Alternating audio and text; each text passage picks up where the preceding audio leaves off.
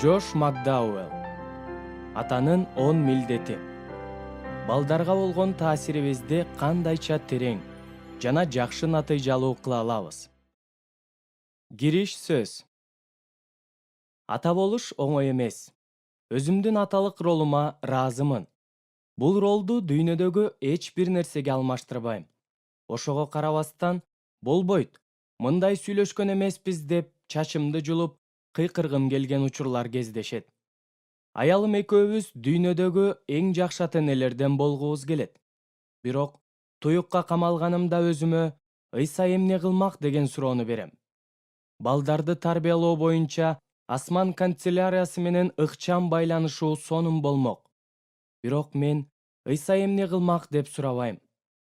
Теңирибиз бул суроого өтө кыска токтолгону кейиштүү.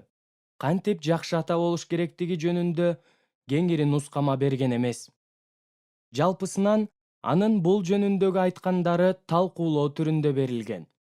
Ыйса эмне кылмак деген суроо мен үчүн мындайча чечмеленет. Жош эмне кылмак? Атам өз китебин балдары жөнүндөгү камкордуктун негизги бөлүгү апама жүктөлгөндүгүн мойнуна алуу менен баштайт.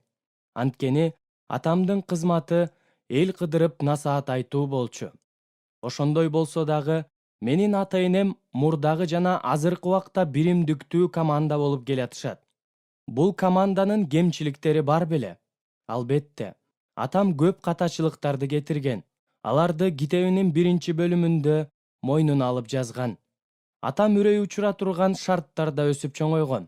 Муну эсепке алганда, социология илиминин мыйзамдарына таянсак, анын жашоосу кыйроого учурамак. Атам өзүнө мүнөздүү кемчиликтерине карабастан бизди өзүнүн балдарын жетиштүү сүйүү көрсөтүү менен тарбиялай алды. Мен дагы 3 баламды ушундай тарбиялоого жетишем деп үмүттөнөм. Ушул себептен атама бул китеби үчүн ыраазымын. Сиз андан татыктуу муунду тарбиялаш үчүн аталар эмне кылыш керек же эмнени кылбаш керек деген сыяктуу жөнөкөй тизмени таба албайсыз.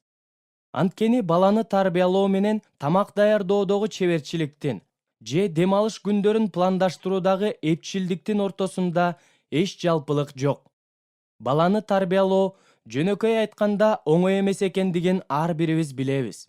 Бул китеп атамдын жеке тажрыйбасындагы каталары жана ийгиликтери жөнүндөгү ыйык китептеги чындык жана кээ бир практикалык сунуштар менен коштолгон күбөлөндүрүүсү.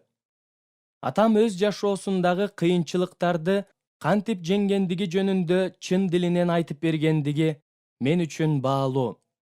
Бул аудио китепте атам ар убактагыдай эле өз ишениминде бекем турат. Үй бүлөсүн талкалаган аракеч атасы жана өзү бала кезинде сексуалдык зордук зомбулукка туш болгондугу жөнүндө айтып бергендерин көп ирет уккам. Келлини колума алганымда тизелерим бүгүлчүдөй сезилди. Ата болгонумду ошондо түшүндүм. Бирок ата болуунун маанисин анда элестете алган эмесмин. Бирок атамдын бала кезинде канчалык азап тартканын жакында эле болгон үй бүлөлүк майрамдын убагында сезе баштадым. Апам өзүнүн бала чагында болгон күлкүлүү окуяларды айтып, биз менен бөлүшүп отурду. Ошондо карындашым атамдан анын балалыгындагы тамашалуу учурларды айтып беришин суранып калды. Бир азга созулган жымжырттыктан кийин атам менин балалык чагымда эске түшүрө турган бир дагы кубанычтуу нерсе болбоптур деди. Эмне үчүндүр анын ушул сөздөрү жүрөгүмдү өзгөчө жаралады. Атам бир дагы үй бүлөлүк кубанычтуу окуяны эсине түшүрө албады. Мен кайгыга баттым. Ошондой болсо дагы ондогон жылдар өттү. Атамдын азаптуу балалыгы анын бүгүнкү күндө сүйүктүү үй бүлөсүнүн кучагында отурушуна тоскоолдук кыла алган жок. Ал буга кандайча жетише алды? Эгерде ушул суроонун жообу сизди кызыктырса, анда бул аудио китеп сизге арналган. Кандай болгон күндө дагы бул аудио китеп түбүнө чейин кыйраган, бактысыз үй бүлөлөрдү дагы кайрадан калыбына келтирүүгө Кудайдын кудурети жетери жөнүндө күбөлөндүрөт. Уйкуңуз канбагандыктан жумушта уктап калбайын деп санаа тарткан жаш атасызбы? Же узак жылдар бою ата энелик кызматта такшалган тажрыйбалуу атасызбы?